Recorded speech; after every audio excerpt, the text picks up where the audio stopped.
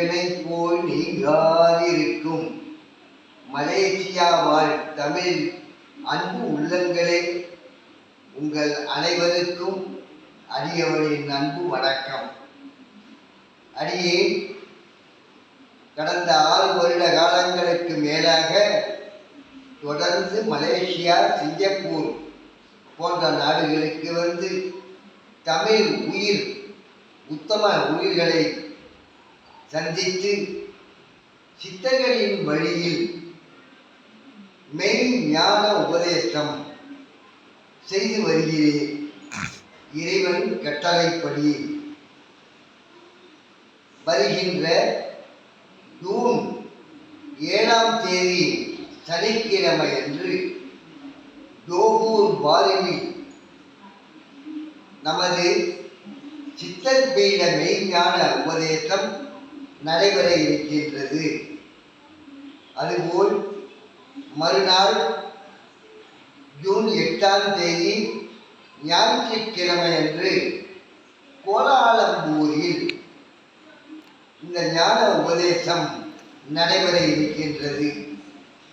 தேடுகின்ற உயிர்களும் இறைவனை நாடி வாழ்ந்து வருகின்ற அன்பு உயிர்களும் இந்த உண்மையை அறிந்து இறைவனை அடையும் உண்மையான பாதையில் செல்ல வேண்டும் என்பதற்கே இறைவன் கட்டளைப்படி இந்த ஞான உபதேசத்தை நல்ல உயிர்களுக்கு வழங்கி வருகின்றேன். இந்த உபதேசம் என்பது இறைவன் உங்களுக்கு உணர்த்தும் உண்மை. என்னுள் இருந்து அவனே இந்த உண்மையை உலகுக்கு உணர்த்துகின்றான். ஆன்மீகத்தில் ஒரு பொய் 2 பொய் அல்ல, அனைத்து பொய்களும் இருக்கின்றன.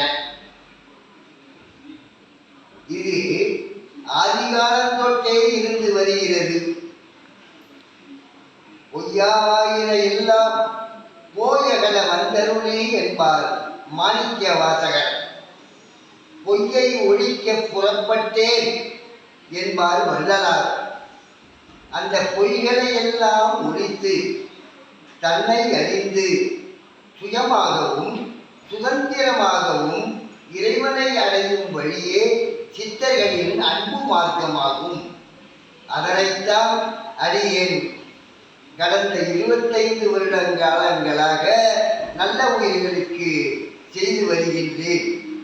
இந்த உபதேசம் வருகின்ற 7ஆம் தேதி ஜூன் 7ஆம் தேதி சனிக்கிழமை ஜோகூரிலும் 8ஆம் தேதி ஞாயிற்றுக்கிழமை கோலாலம்பூரிலும் நடைபெற இருக்கின்றது. இதனை நல்ல உயிர்கள், தேடுகின்ற உயிர்கள், இறைவனை மட்டுமே நாடி அன்பே சிவமாய் வாழுகின்ற உயிர்கள் இந்த உண்மையை உணர்ந்து கொள்ள வேண்டும். ஆதலின் அனைத்து நமது சித்தப்பீட மையன்பர்களும் வாழை வாசி மைய மையன்பர்களும் சிங்கப்பூர் வாழும் மெய் அன்பர்களும் இந்த உபதேசத்தை நல்ல உயிர்கள் அறிய செய்யும்படி அனைவரையும் அன்புடன் வேண்டிக் கேட்டுக்கொள்கின்றேன். வருகின்ற 7ஆம் தேதியும் 8ஆம் தேதியும் உங்கள் அன்பை சந்திக்க நான் மலேசியா திருநகருக்கு வருகின்றேன்.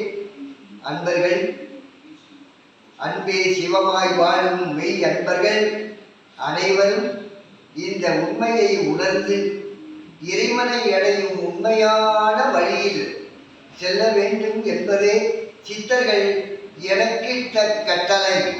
அதனை நான் செம்மையாக இதுநாள் வரை செய்து வருகின்றேன். இப்போது மலேசியா திருநகருக்கு வருகின்றேன். அனைத்து ஆன்மீக தேடுகின்ற உயிர்கள் இந்த உபதேசத்தை கேட்டு பயனடையுமாறு அனைவரையும் அன்போடு வேண்டி வருக வருக என்று அழைக்கின்றேன். அன்பே சிவம்